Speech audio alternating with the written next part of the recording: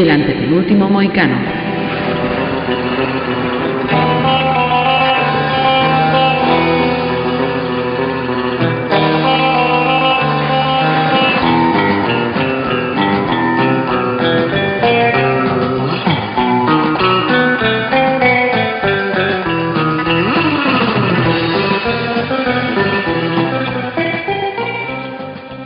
Hola a todos y bienvenidos al podcast El antepenúltimo mohicano. Ya es octubre y siguiendo la tradición que comenzaron el año pasado, mis compañeros dedicamos estos podcasts a la festividad de Halloween. Así que esta es la primera entrega del podcast del antepenúltimo mohicano dedicada al cine de terror. Antes de presentar las pelis, quiero saludar a mis compañeros de pesadillas, José Luis Forte. Hola, Forte. Hola, feliz pesadilla.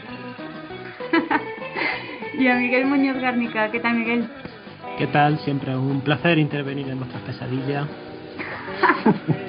Bueno, y Lourdes Esqueda, que no se ha presentado, pero... Ah, bueno, sí, perdón, y Lourdes Esqueda, que soy yo, la protagonista de todas mis pesadillas. Bueno, nosotros comenzamos octubre pisando fuerte con un pase doble dedicado a indagar en las profundidades de la mente, que es donde realmente residen todos nuestros miedos. Y antes de presentar las películas que vamos a comentar hoy, les tengo una pregunta. ¿Hay alguna imagen o monstruo recurrente en sus pesadillas? Zombies, muchos zombies. Sí, pues yo o sea, mis primeros, bueno, no, primeros pinitos con el terror no, pero en mi época adolescente vi muchísimas películas de zombies. De hecho creo que no voy a otra cosa durante un par de años. Y se me ha quedado en el subconsciente y mis pesadillas son muy recurrentes con zombies, sí. Zombies y, bueno, acompañado siempre, claro, de escenarios posapocalípticos y tal. Por supuesto. ¿Tú, Forte? Yo la verdad es que recurrentes no, o sea, no... Hubo una época que sí, lo típico de esto de... Es que no sé cómo lo... no me acuerdo cómo se llama. Esto que son las... No son, yo siempre le llamo pesadillas vívidas, pero no son pesadillas vívidas. Esto que parece que estás despierto, pero en realidad sigues soñando, ¿no? La sombra en la ¿Sueño puerta. lúcido no se le llamaba eso? Sí, sueño... Es que no sé cómo... Hay también un documental que han hecho sobre ello, no sé. Es que lo intento olvidar tanto... Porque tuvo un año realmente malo con eso de sombras que entraban por la puerta, se detenían en el vano de la puerta, se sentaban en la cama, saltaban sobre la cama. Bueno, tuvo una época bastante horrible con eso. Acababa tan agotado porque no podía dormir que de repente un día, una noche, o sea, digo, no puedo más, o sea, es que no me voy a poder levantar para ir a trabajar, es que estoy destrozado. Y dije, se acabó, me da igual que hagan lo que les dé la gana, que entre quien sea, pero que me dejen dormir. Y estaba tan agotado que de repente, por puro agotamiento, no sé, se fue. Muy expresionista tú. A través del cansancio, qué fuerte. Sí, es que era dormir, es que además dormía con la luz encendida porque es que era horrible. Y eso llegó un momento en que ya era tal el agotamiento que digo, me da igual, o sea, tengo que dormir, porque fue durante mucho tiempo, quizá no llegara a un año, pero cerca, ¿eh? No todos los días, evidentemente, pero muy de continuo. Y había momentos en que era muchos días seguidos, entonces que era horrible. Algunas noches no pasaba nada, pero solamente el miedo a que pasara. De hecho, yo dormía con la luz encendida, o sea, por la noche no se apagaba la luz en mi casa. Ay, pobre. Eso de la sombra suena muy expresionista, fuerte, o muy vampiro incluso. Bueno, a ver, es lo típico O de sea, la influencia. del típico de los sueños estos lúcidos, ¿no? Que es una imagen muy prototípica, ¿no? En muchas películas lo utilizan, ¿no? Lo de la sombra en la puerta del dormitorio que poco a poco va entrando, ¿no? No sé. Sí, es tremendo. No sé, yo la verdad es que así unos sueños tan cinematográficos no tengo. Yo tengo una típica de... Mi pesadilla es caer, pero no terminar de caer. O sea, es como que voy cayendo y como que se vuelve a repetir y vuelvo a empezar como a caer y no termino de caerme. Una cosa muy cíclica, muy rara, pero vamos, no tan terrorífica como la tuya. La verdad es que creo que te llevas la palma. Sí, totalmente. No, pero cinematográfico no era, ¿eh? O sea, esto se cuenta así todo el mundo. Qué interesante. No, de interesante nada. Y no... O sea, no. No es una cosa... No recomiendas la experiencia. No, para nada. No, Bueno, espero no haber revivido un monstruo. No. Vale. Oye, pues nada, eso. Quizá tiene algo que ver con las pesadillas, ¿no? O tiene mucho que ver con las pesadillas, las dos películas que tenemos hoy en el pase doble de terror. Tenemos dos películas, Demencia, de John Parker, es una película muda de terror experimental, pero bueno, ya hablaremos más adelante. Realizada en 1953 y estrenada en el 55, ¿no? Y luego reestrenada, pero bueno, ya entraremos en materia. Y la segunda es The Carnival of Souls, El Carnaval de las Almas, de Heck Harvey, estrenada en 1962. Y bueno, es la película con la que vamos a arrancar hoy en nuestra conversación cinéfila terrorífica. Y Miguel, ¿te apetece contarnos algo de la peli? ¿Cómo no? Bueno, decir que esta sesión la ha programado Forte, que en estos podcasts de Halloween vamos a programar sugiriendo cada uno una sesión doble o individual, ya iremos viendo. Y esto es cosa de Forte, pero a mí me gustó mucho que propusiera El Carnaval de la Alma. Es una película que he visto por segunda vez con la excusa de este podcast y que me ha fascinado más todavía que la primera. Entonces, bueno, por presentarla brevemente, yo creo que la primera pregunta que se hace uno cuando llega a ella, ya con el estatus que tiene hoy de película de culto, de película de terror un poco que en su momento pasó completamente desapercibida y que con los años se ha ido revalorizando, es quién demonios es ese tal Heck Harvey, que es un director que hizo solo esta película, solo un largometraje de ficción, que es esta. Y es un perfil muy interesante porque Harvey viene de una formación académica muy completa. Él hizo un grado, como se llamara en su momento, en cine, luego hizo una tesis doctoral y trabajaba en una productora que se dedicaba al rodaje de cortometraje, mediometraje y algún otro largometraje, siempre documentales y destinados a instituciones educativas, gubernamentales y demás.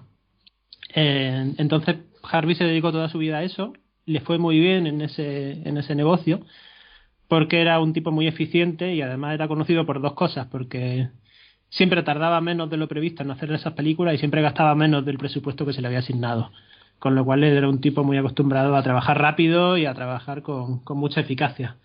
Que no es nada anecdótico esto para la peli que vamos a tratar, para El Carnaval de las Almas, porque creo que explica muy bien muchas de sus características. Entonces, bueno, por ir acercándonos ya más a ella, El Carnaval de las Almas es una película de terror atmosférico, por así definirla. Javi quiso hacer como forma, pues bueno, él no tenía ninguna necesidad económica de hacer esta película, pero por amor al arte quiso meterse en una producción de una ficción más convencional y se inspiró, según cuenta él, en un episodio de Twilight Zone sobre un autoestopista, que yo no he visto, la verdad, pero conozco ese dato, y la hizo con un presupuesto ínfimo, $30,000. He buscado datos de otras producciones para comparar un poco y de ese mismo año, y por ejemplo Hatari, que también es del 62, de Howard Hawks, es una película que costó $5 millones, con lo cual creo que la diferencia se ve ahí de forma muy evidente. O por ejemplo La Noche de los Muertos Vivientes, de George A. Romero, que se inspiró mucho en esta película, tal y como reconoce el propio Romero. También es muy conocida por ser una película de bajo presupuesto y hecha con 4 duros.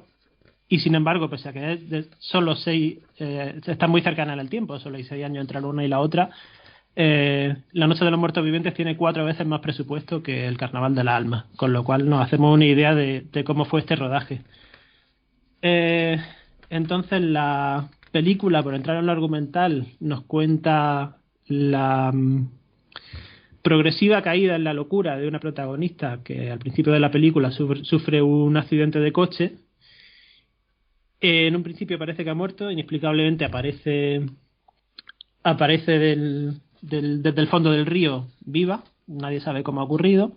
Y bueno, aquí iremos entrando en spoilers, lo aviso ya para decir que en estos podcasts no escatimamos en spoilers porque a veces lo necesitamos para explicar la película, así que si alguien no la ha visto y quiere sorprenderse por primera vez, es mejor que le dé al pausa aquí y luego vuelva con nosotros cuando haya visto la peli. Pero eso, decir que esta protagonista pues poco a poco se muda de ciudad, es una organista de una iglesia y digamos que le van pasando pequeñas alteraciones mentales que hacen que se vaya cuestionando un poco su cordura o su relación con el mundo. Se le aparece de forma recurrente un hombre con la cara blanca pintada, se siente magnetizada hacia una especie de centro de ocio enorme, un complejo de ocio que hay en las afueras de su nuevo pueblo. Lo ve en visiones, en fin, un poco una una inmersión en un estado alterado de la mente, ¿no? Y eso es básicamente la película. Yo creo que sobre todo buena parte de su terror bebe un poco del... No voy a entrar en esto porque me parece que hay cosas interesantes que comentar, pero bebe su terror, digamos, de ir poco a poco desmontando la realidad o descomponiendo la realidad. Y también de esas apariciones recurrentes del hombre con la cara blanca, que es una influencia muy evidente en David Lynch, que también la ha reconocido a él en su cine, y sobre todo en un personaje de David Lynch como es el hombre de la cara blanca que aparece en Carretera Perdida, ¿no? Está claramente sacada de aquí la idea. Este hombre, por cierto, que es el propio Harvey, el director, el que interpreta a este personaje, y no porque él tuviera especial ilusión por hacerlo, sino porque como tenía tan poco presupuesto y no podía meter a más actores en el elenco, apareció él sin acreditar para ahorrarse esa parte del dinero. Entonces, por dar algunos datos más de la producción, decir que la película se hizo en unas pocas semanas de rodaje, está enteramente rodada en localizaciones reales y por ejemplo, Harvey cambió la forma que se tenía de rodar desde los interiores de coche. Siempre se hacen con transparencia en esta época, es decir, se filmaba en un coche en estudio y luego de fondo se ponía en una pantalla proyectada las imágenes tomadas por una segunda unidad. Como Harvey no tenía presupuesto, lo que hizo fue coger una camarita mucho más pequeña que nunca se utilizaba para cine, se utilizaba para noticiarios y para producciones más modestas, y rodó las escenas dentro del coche, que son muy importantes en la película porque son abundantes. O vemos, por ejemplo, escenas que están rodadas en una tienda de ropa o en las calles de Salt Lake City, donde rodó, que están rodadas sin ningún tipo de permiso. O sea, para que veamos hasta qué punto la película era amateur, hay una escena en la que la protagonista está en una tienda de ropa y empieza a... De pronto se va el sonido, representa como que deja de oírlo todo lo que tiene a su alrededor y nos damos cuenta de que la gente no nota su presencia. Es como un fantasma. De pronto se ha convertido en un fantasma. Y para rodar esa escena, Harvey lo que hizo básicamente fue meterse en la tienda con una cámara y a la dependienta que había ahí en ese momento le dijo: te doy $20 si nos dejas rodar aquí, y cuando esta mujer se acerque a ti haces como que no la ves. Y así rodó la escena. Con lo cual me parece que le da mucho más mérito a la película esta humildad, ¿no? en los recursos. Con poquísimo dinero lo que Harvey fue capaz de hacer y generar el estatus de culto que tiene. Ya por cerrar, y os dejo paso a que vayáis metiendo más cosas, decir que en su momento la película pasó completamente desapercibida, no se vio más que en unas pocas salas alternativas, y eso le quitó la ganas a Harvey de seguir intentándolo, por eso no tiene más películas de ficción, aunque no le faltó trabajo durante toda su vida, Pero fue ganando estatus de culto poco a poco, sobre todo gracias a las reposiciones televisivas. Era una película que, por lo que he investigado, se ponía mucho en sesiones nocturnas. Harvey perdió sus derechos y los volvió a comprar a principios de los 90, la presentó en varios festivales y ahí fue cuando recuperó cuando ganó su auténtico estatus de culto y cuando se hizo conocida, llegando hasta nuestros días, que yo creo que ya el Carnaval de la Alma... no se puede hablar de película olvidada con ella, una película muy reivindicada y que tiene pues esta historia tan interesante detrás. Yo puedo lanzar algunas sugerencias de tema. A mí, por ejemplo, me interesa hablar de la iluminación y del montaje en la película y de esta idea de la realidad que se resquebraja, pero bueno, los dejo ahí, los lanzo en principio simplemente anunciándolo y os dejo que intervengáis a vosotros para que esto no sea tan monólogo mío. No, monólogo para nada, al contrario. De hecho, hablando de los recursos, ¿no? Que comentabas que utilizaba pues estos recursos un poco, como se dice, de guerrilla o... ¿Se me escucha bien? Sí. Utilizando estos recursos que se dice que son como de guerrilla o estética más trashy. A mí me llamó muchísimo la atención. De hecho, volví a comenzar la película un par de veces porque empieza totalmente sin previo aviso. De repente un tipo se asoma por la ventanilla de su coche y nos dice que nos reta a una carrera de coches, ¿no? Y bueno, empieza así, sin previo aviso, sin títulos al comienzo ni nada, y ya desde ahí enseguida creo que trae como muchísima frescura. O sea, en este sentido la estética no es una impostura, sino que realmente trae como eso, como esa frescura, esa mirada al cine. Y efectivamente es peculiar porque a pesar de ser una estética como pues barata, por así decir, en ningún momento se siente como una película mal hecha, entiéndeme. Tiene algunos bordes que se podrían obviamente pulir más, pero no se siente como una película mal hecha y obviamente se debe esto pues a que él habría visto muchísimo cine y pensado y estudiado, ¿no?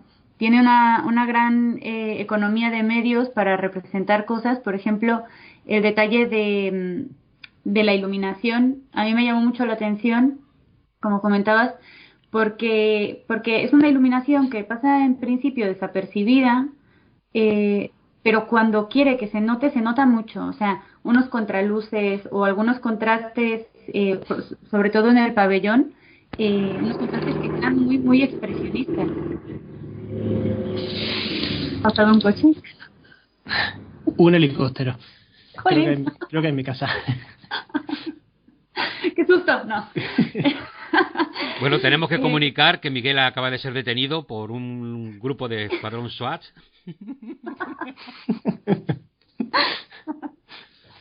Nunca me cogerán vivo. Perdona, Lourdes, continúa. No, para nada, que eso, entonces, bueno, que dan como también, como esa sensación que decías tú, ¿no, Miguel? De como es una especie de ir cayendo en este otro mundo que no es el mundo ya de la realidad, sino el mundo de los muertos. Y no sé, ahí usa algunas herramientas que a mí me parecen muy sencillas, pero al mismo tiempo muy acertadas, como del corte, lo que comentabas, ¿no? El silencio repentino en el que ella ya deja de ser notada por los demás y al mismo tiempo su incapacidad para escuchar lo que dice la gente de la Tierra, o sea, la gente viva, me refiero. Em, y esto se relaciona en la pantalla con una especie de ondas que genera, que la verdad es que me estuve preguntando cómo conseguiría esas ondas y no sé qué truco sea el que se usa para generar esas ondas en la pantalla, pero cada vez como que va a caer en el mundo de los muertos y por lo tanto dejar de escuchar y estar como en un plano distinto al plano del resto de gente, aparecen esas ondas y me pareció un recurso como muy sencillito, pero al mismo tiempo muy efectivo, sobre todo si tenemos en cuenta o sea, bueno, sí, lo voy a decir, cómo murió, o sea, que está bajo agua, ¿no? Entonces ese silencio cobra un sentido especial porque está bajo agua y también esas ondas, no sé, ¿ustedes qué piensan? ¿Les parece? O Fuerte, sea, interven tú. Bueno, a ver, lo que ha dicho, lo que acabas de comentar, Lourdes, me parece interesantísimo porque es verdad que ese silencio, que es el silencio de muerte, también lo podemos asociar a la forma en que ella ha muerto y donde permanece, ¿no? Porque ella literalmente, lo descubriremos al final, está bajo el agua, ¿no? Es muy bonito lo que indica porque crea... Que bueno, a ver, siempre el mundo de los muertos va a ser el mundo del silencio, ¿no? Pero bueno, queda también una correlación bonita si pensamos dónde está realmente dónde está su cuerpo, además teniendo en cuenta que en todo momento en la película se incide mucho en que ella es una persona que no tiene alma, que es algo que también es interesante, no sé muy bien cómo interpretarlo porque te vienen muchas ideas a la cabeza que yo creo que también es una de las cosas más bonitas de la película, ¿no? Como aunque cosas se van comentando y en ningún momento se hacen explícitas o se da una explicación, pero tu cabeza funciona sobre ellas, ¿no? A mí personalmente esta idea que se repite de no tienes alma, cuando ella es organista de la iglesia, hay un momento en que se le va un poco la cabeza y toca ese órgano, lo suponemos, porque en el sonido no lo percibimos así, porque están pasando otras cosas, pero sí, cuando llega el sacerdote y dice, has tocado música del infierno, esta música infernal, es herejía aquí que la toques en la iglesia, ¿no? Y la expulsa de la iglesia, entendemos que de alguna manera ella no está en paz. Evidentemente lo sabemos al final, evidentemente su alma errante es porque no está en paz y por eso no ha ido a, según siguiendo el esquema católico religioso, a otro lugar mejor o peor, el infierno. Su alma está errante, como corresponde a todo buen fantasma, ¿no? O todo buen espectro. A mí también me sorprende mucho, lo cual contrasta. Hay muchos parecidos entre El Carnaval de las Almas y Dementia, que es la película que comentaremos después. Sin que sean siendo dos películas absolutamente distintas, tanto estéticamente como en planteamiento, lo que terminan contando, ¿no? Pero sí hay muchos puntos en común.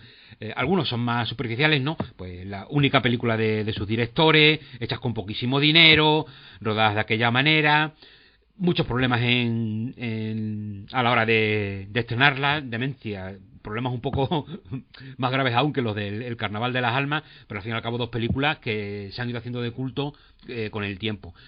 yo creo que está mucho más reivindicada el Carnaval de las Almas, una película quizá una narrativa ya más moderna, es una película del año 62, pero realmente la forma en que la dirige Harvey es una película con recursos no muy llamativos, pero sí que quizá por la forma en que nos muestra a la actriz, cómo nos va contando todo su deambular, la percibimos muy moderna, muy de ahora, ¿no? Yo casi me atrevería a decir casi Nouvelle Vague, pero a lo bien, ¿no? Bien. Madre, qué gamberrada, ahí, perdona. provocando. El gamberro, perdóname, lo siento. Bueno, esto es una broma, que nadie se enfade, ¿eh? Pero bueno, pero ¿sabéis lo que me refiero? Tiene un aroma Nouvelle Vague antes de que llegue, ahora vosotros me corregís o no, que sobre todo de esa cotidianidad en que va rodando las cosas, ¿no? La relación con esa macarrilla. Otra cosa que tienen en común con Dementia es que quizá de una manera no tan acusada, porque aquí no todos los personajes son así, pero sí en mostrar a personajes masculinos bastante desagradables, ¿no? En Dementia esto llega a un límite increíble donde todos los personajes son literalmente asquerosos, ¿no? Los personajes masculinos, ¿no? Pero aquí también hay apuntes, porque este chiquito que intenta ligar con la protagonista se le ven cosas que es un personaje bastante desagradable, aunque también intenta hacerlo en algunos momentos un poco simpático, pero yo creo que no termina de caernos bien en ningún momento. Ahora también comentéis sobre eso, ¿no? Y otra cosa también que veo en común es el tono de pesadilla, evidentemente. Uno es efectivamente una pesadilla, la otra no, aunque es percibido como tal, porque desde el momento en que la protagonista no comprende lo que le está pasando, ella lo vive como una pesadilla, aunque lo que está sucediendo no sea una pesadilla, ¿no? También dos películas en las que la protagonista se tiran prácticamente todo el metraje corriendo, ¿no? Huyendo, acosadas, siempre perseguidas, ¿no? Tanto por sus miedos, pero también por el exterior, o cómo reaccionan al exterior. Son dos personajes acosados, ¿no? Yo creo que de alguna manera automáticamente el espectador siente simpatía por ellas porque, digamos, son víctimas de lo que les sucede, ¿no? Y en muchos momentos ni comprenden lo que les está pasando, ¿no? Incluso en el caso de Dementia, que el personaje protagonista tampoco es un personaje puro, como también sucede con el Carnaval de las Almas, a lo que en Dementia está más claro qué pecado, si me permitís, entre comillas, o qué maldad ha cometido o no, en realidad no dejan de estar justificadas, ¿no? No hace más que protegerse de una violencia exterior. Un poco sucede aquí también con la protagonista del Carnaval de las Almas, ¿no? Cuando el chico este que intenta conquistarla le dice que ¿por qué eres tan fría? ¿Por qué me rechazas? ¿No? Ella todo el rato está en una posición defensiva porque no entiende lo que le sucede. Por un lado, necesita la compañía de alguien, pero claro, ella no quiere que vaya más. Ella necesita la compañía para no vivir la pesadilla o no sentir el miedo de la soledad, pero claro, tampoco quiere que eso signifique que el otro ya tenga que entrar directamente, meterse en su cama, ¿no? Que es lo que está todo el rato persiguiendo de una forma bastante además grosera, ¿no? Bastante torpe, muy abusiva, ¿no? Muy invasiva del espacio de la chica, donde es incapaz de comprender que necesitar compañía conlleve algo más, ¿no? Y también, y por último termino porque hay otra cosa también, aquí son diametralmente opuestas, pero no dejan de reflejar lo mismo, ¿no? Hemos dicho este mundo de pesadilla, este mundo irreal, son dos películas que se mueven mucho, con muchos detalles irreales. Dementia ya es el despipote, ¿no? Pero me gusta mucho al ponerlas juntas que el Carnaval de las Almas no dejo de verla como una pesadilla diurna y Dementia sería esa misma pesadilla nocturna. No sé. Y ya está, con esto ya... Seguid vosotros. Esa idea es súper interesante. La tienes que desarrollar más después y no. O sea, ves como una contraparte nocturna del otro en el sentido de que es más pesadilla. Bueno, a ver, es por el hecho de verlas juntas, que realmente no hay por qué. Son dos películas que tienen algunos puntos en común, pero pues, los tienen también con otras muchísimas películas, tampoco de una manera especial. Pero sí me gustó unirlas porque tienen ese contrapunto de dos películas que al fin y al cabo tienen ese toque de irrealidad muy potente y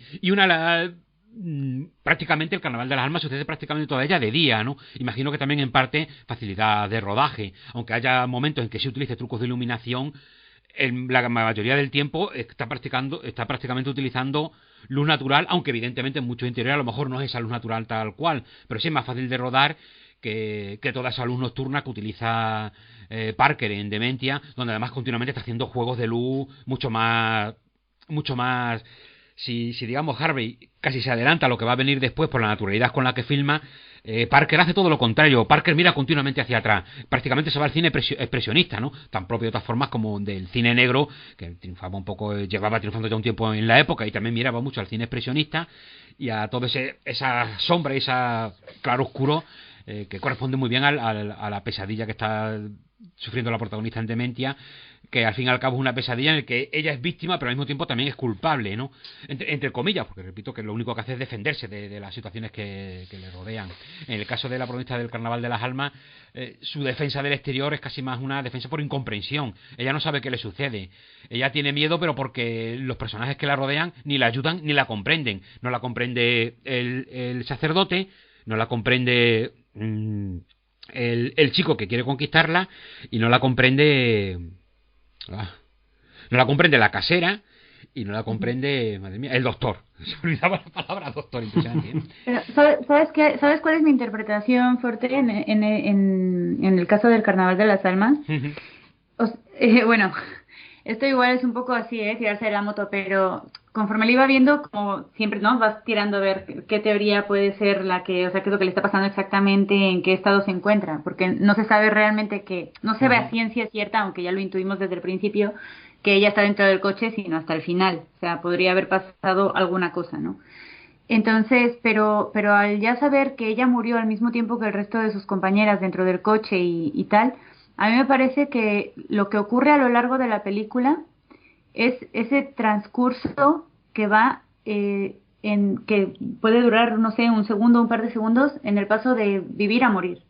O sea, es como, me parece que la temporalidad en este sentido está como expandida al estilo Origen de Christopher Nolan. O sea, así como que esos segunditos que le tomó pasar de estar viva a estar muerta, eso que dice, ¿no? Ves todo, de repente toda tu vida te viene como un flash, o sea, como un flashback tal. En vez de hacer un flashback de su vida, me parece que lo que hace es hacerse estas preguntas muy existencialistas, o sea, unas preguntas existenciales en las que además cada personaje de los que le rodean cobra sentido. O sea, desde la casera, que podría ser un poco la figura maternal o de la amiga, o sea, como esa feminidad que tampoco alcanza a comprender lo de la otra, porque cuando María está en la casa y de repente ve al señor de la cara de blanco, se asusta mucho, le comenta a ella su miedo y la otra no lo alcanza a entender y nada más le dice, no me asustes, y niega esa realidad. Lo mismo ocurre con el psiquiatra, que, o sea, sí es psiquiatra, no sé qué doctor es, que dice que no es psiquiatra, pero es doctor, pero al mismo tiempo la está tratando como de psicoanalizar, incluso en un momento muy burdo del diálogo le pregunta, ¿te recuerda a tu padre? ¿Sabes? O sea, como, Sí. a ver si... Y es como, no, o sea, ahí tampoco está la respuesta. El sacerdote tampoco le sabe dar respuesta porque la asusta. Cuando ella estaba pasando por una crisis muy fuerte, la asusta porque ella tocó esa música, ¿no? de hereje o no sé qué palabra usa, blasfema. Y la asusta, y incluso mete la coletilla del sacerdote, si quieres ven y lo hablamos, ¿sabes? O sea, te estoy despidiendo, pero si quieres ven y lo hablamos, y ella se va. Y lo mismo con el pervertido, o sea, bueno, que el vecino, que por ratos puede parecer como que es majo, pero realmente el tío nada más quiere lo que quiere con esta chica. Y ella se da cuenta, pero al mismo tiempo tiene tanto miedo de estar sola y él le repite tanto una cosa que además ha salido a lo largo de otros personajes, o sea, en diálogos, que es, tú no tienes alma, tú no sabes estar con la gente, eres un bicho raro, o sea, todo el rato se le dicen estas cosas en las que ella necesariamente se tiene que preguntar qué es lo que está mal en mí, que no puedo tener una relación humana normal, natural. Entonces yo creo que eso es como una especie de rápido examen de conciencia, obviamente mezclado con esto, ¿no? Como paso onírico, no onírico que vive esas escenas, pero que en el fondo, bueno, no sé si tiene sentido o no, pero cuando terminó la película fue lo que pensé, o sea, esta chica ha estado todo el rato preguntándose por cómo desaprovechó su vida y de repente ahora tiene miedo de lo que va a venir después. Y no sabemos qué viene después, porque realmente cuando ella asume y desaparece, ¿no? Con esa última huella en la arena de una mano, además, no es de un pie, es una mano, ya no sabemos más. Entonces se queda como abierto a interpretación teológica, si quieres. O sea, no se sabe si realmente va a haber un más allá o no, pero es ese paso de la vida a la muerte bueno, no sé, a mí me pareció, eso es lo que más miedo me dio de la película. Sí, O sea, es que está muy bien lo que comentas, Lourdes, porque sí que creo que efectivamente el tiempo no es lineal, aunque por muchos momentos lo parezca, pero perfectamente lo que tiende a pensar, bueno, esto que ha sucedido, ¿dónde ha sucedido? ¿Ha sido su vida espectral? ¿O ha sido en esos segundos mientras está, bueno, ha estado más tiempo muerta? No ha sido, tampoco termina de estar muy claro, ni falta que hace, es lo bonito de la película, ¿no? De hecho, digamos que si nos aplicamos a la realidad, es imposible que ella lleve una vida normal y de repente nadie la perciba, o sea, pase como al mundo fantasmal y a la normalidad absoluta en el mismo tramo temporal, digamos, ¿no? Entonces juega mucho con lo irreal.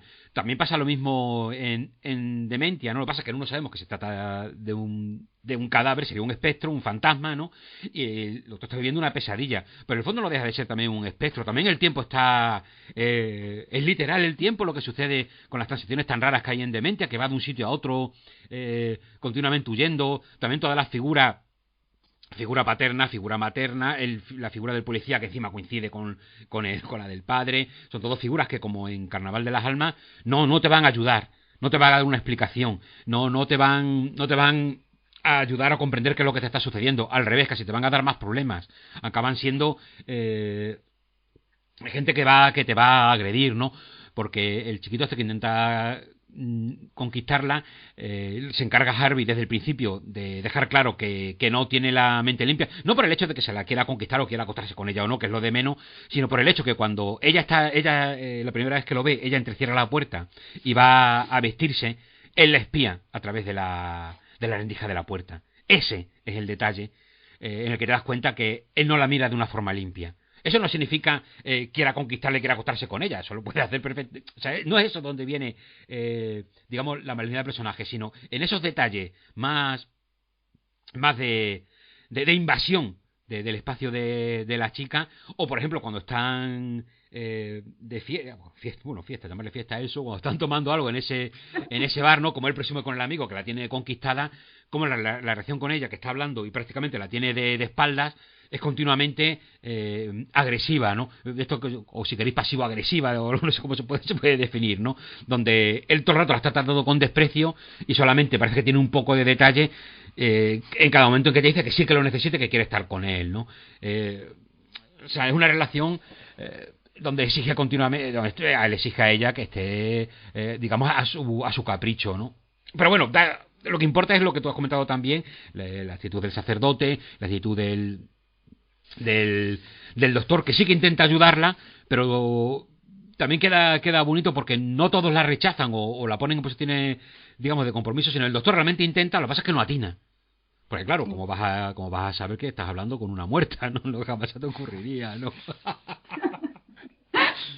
Pero sobre todo me interesa también que comentéis qué os parece sobre cómo una mira hacia... Bueno, no puede mirar, sino que, digamos, anticipa de alguna manera una forma de rodar, bueno, estamos en los 60, pero que se haría más efectiva a finales de los 60, ya fuera del sistema cuando prácticamente el sistema de estudios hollywoodense desaparece, ¿no? O como Dementia mira hacia atrás. Adelantamos un poquito de cosas de Dementia, pero bueno, yo creo que la comparación, jugar con esto es bonito, ¿no? Sí. Yo voy a retomar algunas cosas y luego trato de contestar a lo que dices de cómo el Carnaval del Alma se anticipa, porque bueno, habéis dicho bastantes cosas que me parece que son interesantes retomar. O sea, empezando por ejemplo por la explicación de la propia película, que vamos, a mí me parece súper elocuente, que del corte lo mencionaba Lourdes, los agentes de policía, el médico, el sacerdote y demás gente del pueblo buscando los rastros de la mujer y viendo que su huella sobre el barro, al corte siguiente a ella en el río donde parece que nunca ha salido, pero sin embargo ha dejado huella, o sea, es evidente que ha estado ahí, ha dejado una materialidad, entonces eso anula, digamos, cualquier interpretación fantasmal, porque la película, o sea, si hacemos caso a lo más inmediato de la película, la mujer ha estado ahí, ha interactuado con los otros personajes, ha estado físicamente ahí, ¿no? Aunque yo creo lo tiro más por lo que decía Lourdes, de que es una mujer sin alma, o sea, un poco...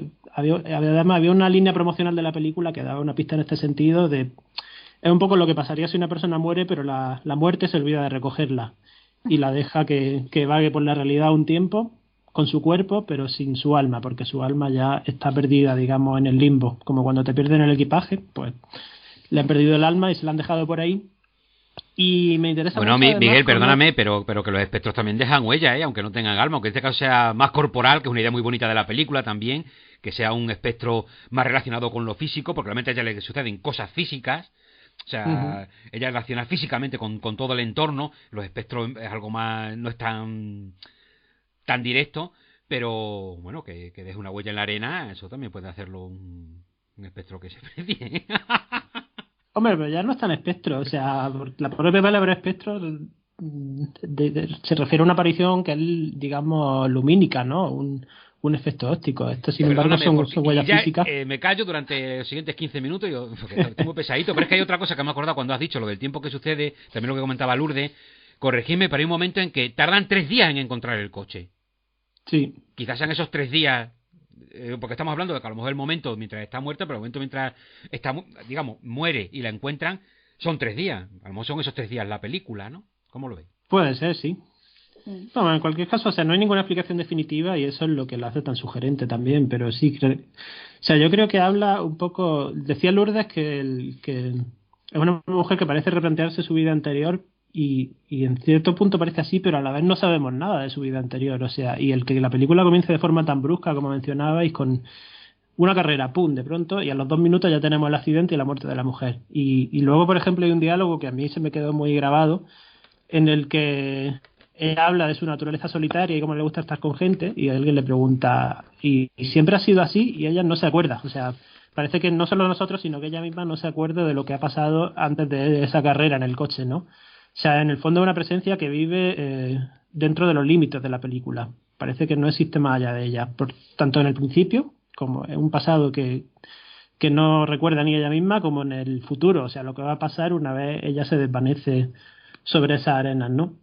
Entonces yo aquí voy a intentar a empezar a intentar responder a la pregunta de Forte, porque a mí lo que me llama mucho la atención de la iluminación de esta película no es tanto algunos juegos de claroscuro o de sombras que pueda haber en ese pabellón siniestro, sino sobre todo cómo está iluminada la mayor parte de la película, que son las escenas más naturalistas en un principio. Y es que Forte la definía como una pesadilla diurna, y suele llamar mucho la atención cuando una película de terror se transcurre en el día en lugar de la noche, pero no solo que transcurre en el día, sino que es que tiene una iluminación en clave alta muy, muy, muy marcada, ¿no? O sea, no hay sombras, pero son sombras muy blandas, no hay apenas contraste en la imagen, y yo creo que eso a Harvey le viene simplemente por hábito profesional, ¿no? Él era un tipo que rodaba documentales institucionales y educativos, y si ve algo de material de archivo de ese estilo que se grababa en la época, yo creo que Lourdes estuvo en esta sesión, fue en un festival Punto de Vista de Pamplona hace unos años,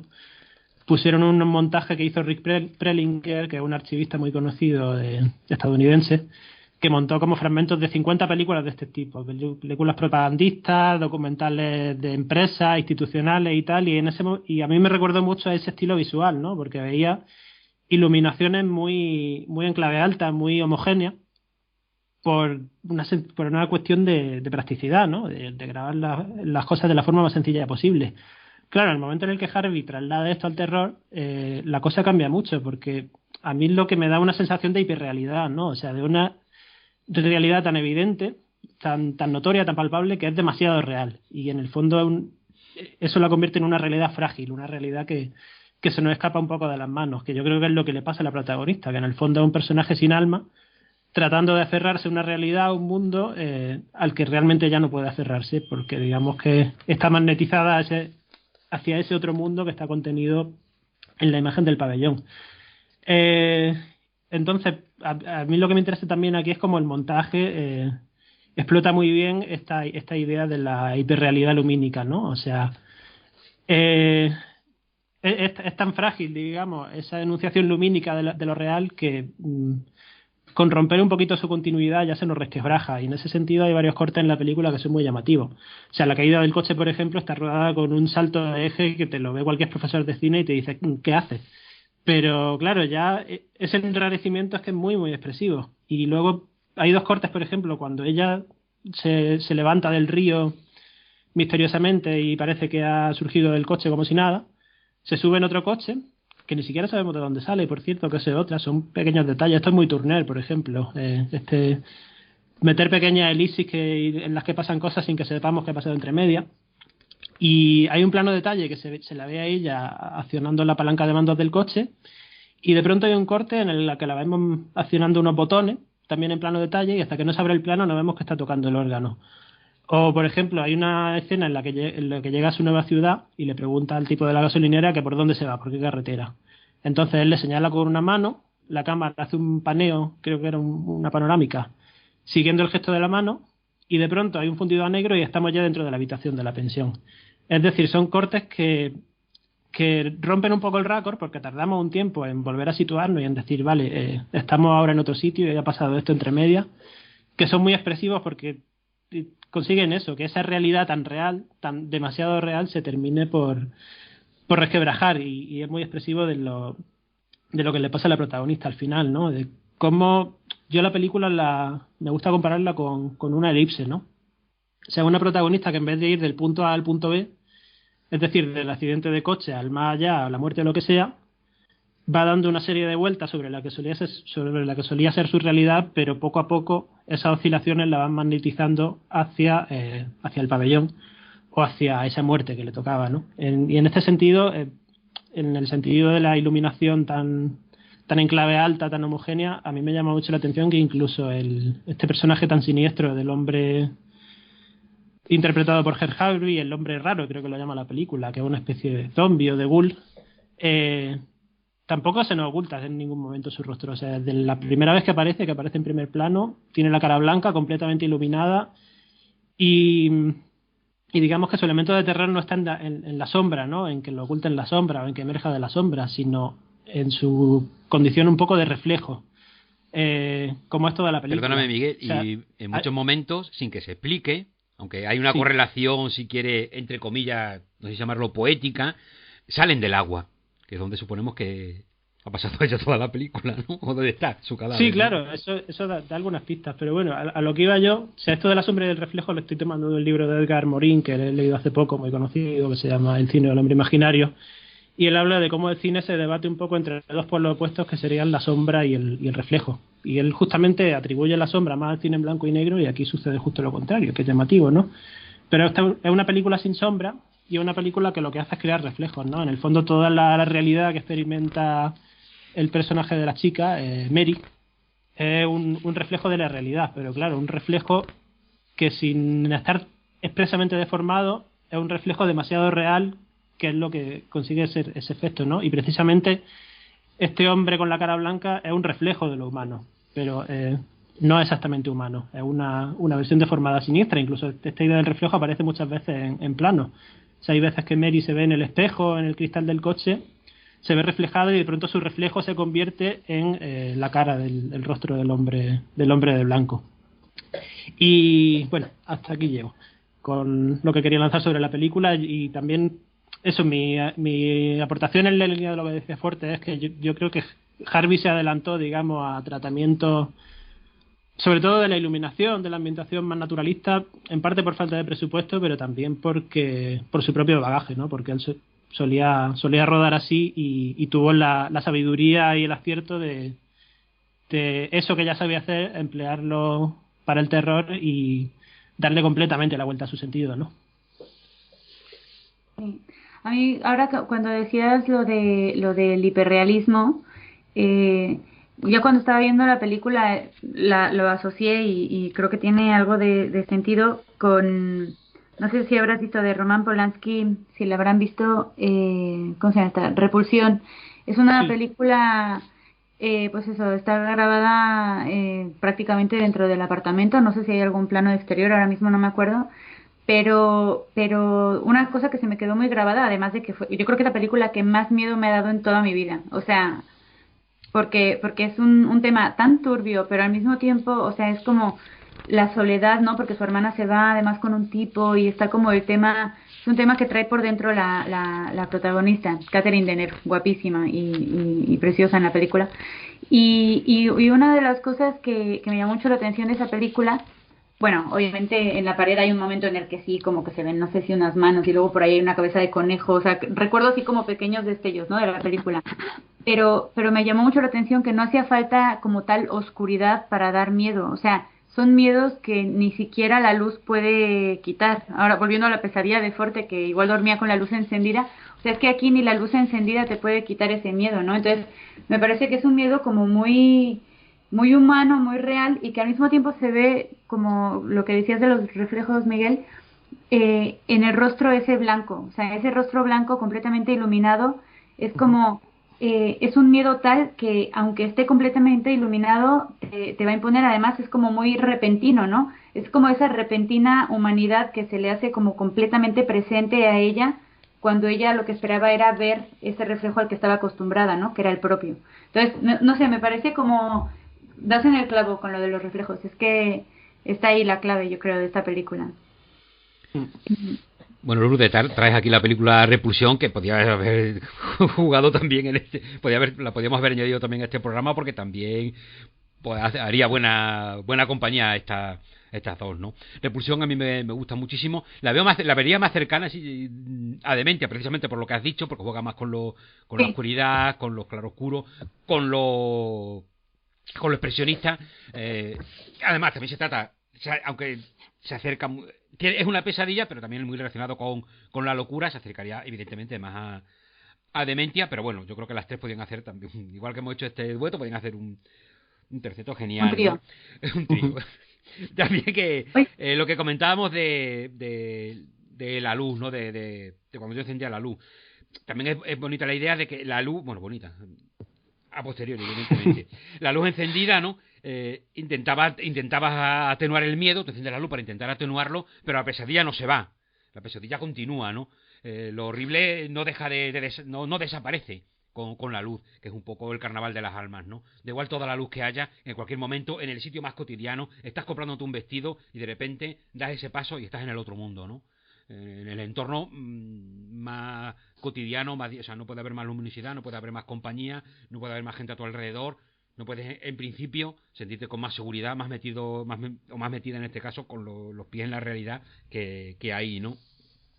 Más cosas en común de lo que comentaba Miguel cuando ha dicho que la protagonista del Carnaval de las Almas, en el fondo lo que hace es dar una gran vuelta para volver al mismo sitio. También es lo que le ocurre a la protagonista de Dementia, ¿no? Ella comienza en su habitación, en la cama, despertándose de una pesadilla, y la película termina despertándose de una pesadilla para descubrir que sigue viviendo en la pesadilla, ¿no? Pesadilla o el mundo de demencia, ¿no? No sabemos bien, ¿no? De hecho, Forte, en este sentido noté que la película de Demencia es capicúa. O sea, comienza con el lucero, luego el hotel, la mujer en la cama, el mar, y porque la figura del mar, eso tenemos que volver después. El mar, después ya es como lo que es la pesadilla como tal, ¿no? Y luego vuelve otra vez sobre los mismos pasos o sea, se puede leer igual hacia adelante que hacia atrás. Pero, Fuerte, ¿por qué no introduces un poco la película de Demencia? O sea, es decir, continuaremos, pero introdúcela un poquito, venga. Sí, porque como estamos recurriendo tanto a ella, sí. Pero si me permites, comento una cosa de lo que son las elipsis, el paso, que a mí me gusta mucho lo que ha comentado Miguel, ese plano del tipo de la gasolinera señalando y de repente directamente ella está en el sitio que él señalaba. Me parece una elipsis maravillosa, es muy muy bonito, me gusta muchísimo.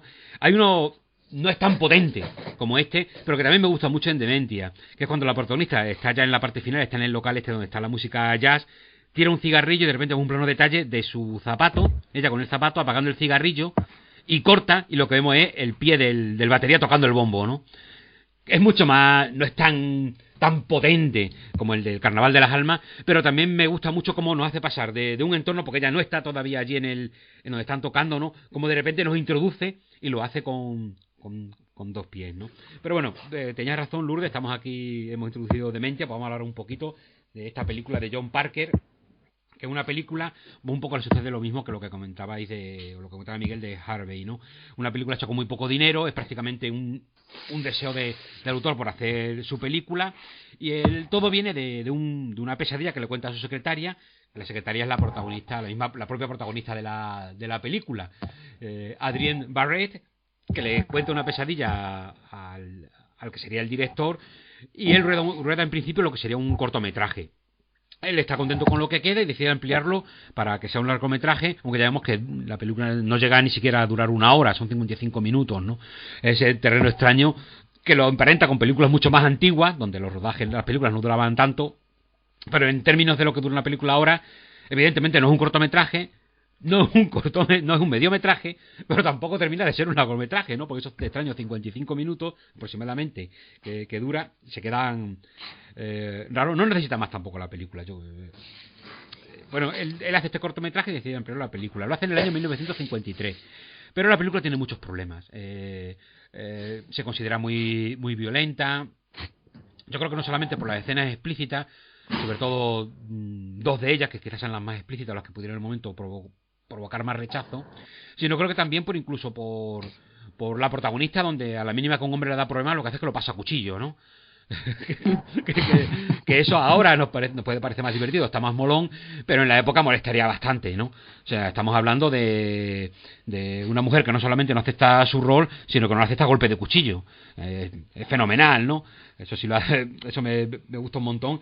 Que ahora quizá no lo tengamos tan en cuenta, pero en su momento yo creo que dolería más que ahora, ¿no? La actitud de ella durante toda la película ni siquiera es un personaje positivo, ¿no? Pero bueno, sigo con un poquito más de la producción, porque la película al final consigue estrenarse a finales del año 55, por eso en muchos sitios aparece fechada en el año 55, aunque su rodaje terminará en el año 53. Pero recibe críticas bastante duras, no consigue estrenarse en muchos sitios. La película acaba comprada por un productor. Déjame que mire el nombre, que lo tengo por aquí, no me lo sé de memoria, perdonadme. Por Jack H. Harris. Jack H. Harris es el productor, entre otras, de la famosa película, bueno, muy famosa por ser un mito de la serie B más delirante, que es The Blob, la masa devoradora, ¿no? Una película dirigida por Irving S. Jelborg, o Jeaborg Jr., un apellido para mí impronunciable. Pero sobre todo recordada porque estaba protagonizada por un jovencísimo y entonces desconocido Steve McQueen, ¿no? Bueno, todo con esta película de The Blob, que esa masa verde que va avanzando por la ciudad se lo va comiendo todo. Pues este productor, Harris, compra Dementia, le cambia el título, no lo voy a pronunciar en inglés, eso lo dejo a vosotros, por la hija del horror, la hija del terror, ¿no? Y le añade una absolutamente infame voz en off, y elimina algunos planos de la película original, quizá los que en principio son muy poquitos planos, pero sí es verdad que son de los más desagradables de la película, aunque también al mismo tiempo son de los que al no tenerlo no hacen tan claros algunos momentos de la película. Tiene que acudir la voz en off a explicarnos de una forma bastante molesta que lo que ya estamos viendo. Por lo tanto, contamos con 2 versiones de la película. Esta película se estrena en el año 57 y Harris la utiliza para presentarla en sesión doble, como buenas películas de serie B, The Blob y esta Hija del Horror, que sería la original Dementia, ¿no? Evidente, todas estas cosas son muy bonitas para los que nos gustan las películas antiguas, ¿no? Porque siempre es bonito ver qué pasa con las películas, qué tienen, ¿no? Y sobre todo cuando ya, en este caso, tendríamos una película de la que hay 2 versiones. Y lo bonito, afortunadamente, es que podemos ver las 2 versiones. La versión de Harry, ya con estas escenas eliminadas y con esta horrible voz en off, la podemos ver, ahora mismo está disponible en Filming, es la versión que podemos ver en Filming, pero trabajando solo un poquito, no mucho la verdad, pues puedes encontrar la versión sin la voz en off, que es la original de Harry, en la que veremos que hay un par de escenas que eliminan algunos planos, pero sobre todo lo mejor es que eliminan la voz en off. Pues única película de John Parker en la que tiene como actor, lo contrata Bruno Besota, que es iba a decir conocido, en fin, quizá me esté pasando, pero si buscáis mucho en serie de terror y ciencia ficción de los años 50, pues eso sonará su nombre, no solamente porque sale en muchas películas, aquí es el actor que hace de hombre rico, de hombre gordo, el que va con el puro y la monta en el coche y paga dinero por ella, que es lo que en la versión de Filming no queda tan claro. En esta versión sí queda claro que le da dinero al tipo del bigotito, le da un dinero y el tipo coge el dinero y se lo guarda, ¿no? Esa transacción económica prácticamente está prostituyendo a la protagonista, sí queda clara en la versión más antigua, ¿no? De Bruno Besota, decir que también dirigió... aparece en IMDb como 5 películas, contando que en Dementia él después diría que él ayudaría en el rodaje, que él también rodaría, que la película se improvisaba mucho y que él también rodó, aunque bueno, yo tengo mi no sé hasta qué punto, ¿no? En rodajes tan pobres, pues a lo mejor le estaba allí dando ideas, pero es que tampoco aparece tanto en la película. No creo que estuviera tanto tiempo. La película no tardaría mucho tiempo en rodarse, pero no creo que estuviera tanto tiempo. De las otras películas que rodó, quizá la más conocida, más conocida, perdón, más conocida, me ha salido el extremeño de cepa. Son Las sanguijuelas humanas, ¿no? Que es una película, ¿cómo deciros? La vi hace tiempo y el recuerdo que tengo, quizá lo que más me impactó, y es una película de ciencia ficción, terror, tipo sanguijuelas humanas, ¿te imagináis? Sanguijuelas que llegan del espacio, se te unen al cerebro, algo muy típico, ¿no? Recuerdo que hay un plano interminable que dura como unos 10 minutos, que un personaje sentado como en un salón de hospital o algo así, es 10 minutos. O sea, son planos larguísimos de personajes hablando, rellenando metraje, hasta llegar que es algo muy propio de las películas de ciencia ficción de los años 50, donde siempre encuentras en algunas de las películas algún plano chulo, alguna secuencia interesante, pero a base de tragar quina como no hay mañana. Y bueno, os dejo para que opinéis vosotros de Dementia, que me temo que es una película que no os ha gustado tanto como a mí, ¿no? Pues bueno, yo primero tengo que decir que vi la versión mala primero, o sea, la mala no, pero bueno, vi la de la voz en off, que la verdad es que La mala. climática, o sea, porque la verdad es que sobra por completo, es como coartar tu libertad para interpretar lo que tenía que ser interpretado de forma exclusivamente visual.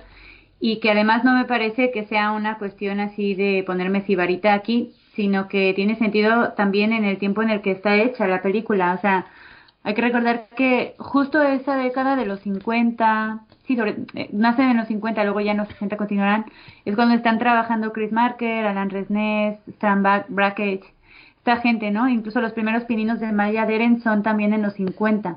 Entonces, me hace más sentido que sea completamente muda y que viaje entre lo onírico, lo real. O sea, me hace mucho más sentido esa versión que una versión comentada, además por un narrador que, bueno, es que hay momentos en los que yo me reía. O sea, entonces y eso también está bien, en el horror también está bien reírse, ¿no? De vez en cuando, pero vamos, cuando está en el cementerio y dice que si el demonio, y es un tío que tiene como una especie de media en la cabeza. O sea, es que no solamente los horribles textos que declama, sino la forma en que los dice, es que es todo un poco... Sí, yo me remito, perdona Lourdes, esto es muy rápido, a cuando intenta explicitar que tiene un sentido de la culpabilidad y repite 20 veces culpable, culpable, culpable, culpable, culpable, y tú estás como, por favor señor, cállese. Sí, tal cual. Tal cual, sí, fue horroroso. La verdad es que yo creo que eso fue lo que más sufrí de la película. Además de que la vi en un estado entre dormida, entre despierta, a trozos. Entonces, bueno, como corresponde, Lourdes, a esta película tienes que verla entre brumas, si no, no tiene... La verdad, sí, le pega totalmente. Sí, material para mis pesadillas, no material nuevo. Entonces, pero bueno, luego al ver la versión, la original, pues ya sin la voz en off, es verdad que quizá un poco más explícita, bueno, más explícita desde luego, o sea, cuando coge la mano y la guarda, o sea, es mucho más explícita la versión original, y por lo demás tampoco es que yo no entiendo muy bien por qué editaron lo que editaron, o sea, al productor se le ha traído un poco la olla, porque realmente todo lo demás está ahí, o sea, es bastante horroroso, o sea, todas las insinuaciones que se hacen, ¿no? Aprovechando el tema así como onírico mental de la demencia de la protagonista, todas las insinuaciones del acoso que recibe ella por parte de los hombres, pues efectivamente que la prostituyen, el maltrato también, ¿no? O sea, desde el comienzo comienza con una imagen de maltrato, cuando baja y la vecina está explicando cómo, bueno, que el policía va a detener al marido porque le ha pegado. O sea, desde el principio es bastante heavy la película y bueno, yo no sé si, yo creo que es igual de heavy para hombres y para mujeres, pero desde luego yo me sentía amenazada por completo todo el tiempo. Y hay una imagen que, eso sí me gustó un montón de la película, para que sepas que no todo es, o sea, vale la pena ver la peli, ¿vale?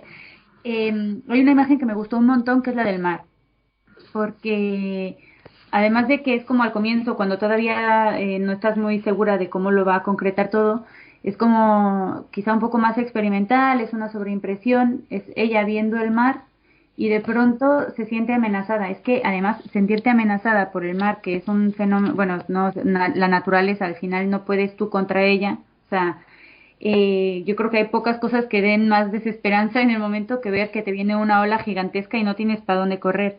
Entonces, esa imagen del mar comiéndosela, de la ola que se la come por completo, me parece súper acertada en el marco del brote psicótico, que es lo que está sufriendo este personaje, ¿no? Está en pleno brote, el mar se la come y entonces ya la realidad deja de ser lo que era y ya todo se ve filtrado a través de su mente, ¿no? De ahí también las reacciones que tiene la protagonista, que no sé si tiene nombre, creo que simplemente es la chica, pero las reacciones que tiene la protagonista ante, pues eso, ante el acoso, ante las insinuaciones de corte sexual y todo, y acciones que no se muestran pero que se sugieren, son desquiciantes. O sea, de repente se ríe, de repente se asusta y uno no entiende muy bien qué. O sea, entonces, en ese sentido, la segunda proyección me vino muy bien porque, o sea, el segundo visionado me vino muy bien porque ahí como que ya empecé como a unir los puntos, pero efectivamente después de un primer visionado, o sea, creo que no es suficiente un primer visionado como para hacerte por completo con lo que está ocurriendo, al menos para mí no lo fue. Bueno, Lourdes, también hay que tener en cuenta que tu primer visionado fue con la voz en off, que la verdad es que chafa bastante. A mí me gusta tanto a mí me gusta tanto la película que realmente no me molesta la voz en off, más que nada porque puedo evadirme y centrarme solo en la imagen y verme un poco de lo que dice, no sé, también porque he visto ya tanta serie B que ya para que me moleste realmente algo tiene que ser algo que me metan el dedo en el ojo, ¿no? Porque si no realmente no. Pero bueno. Pero es verdad que entiendo que si ves la versión esta con la voz en off te puede molestar bastante porque te impide disfrutar la película básicamente. Tú estás viendo cosas y hay una voz que te está directamente diciendo mira aquí, mira aquí, mira aquí, cuando se pueden mirar más cosas en la película o puedes mirar más, ¿no?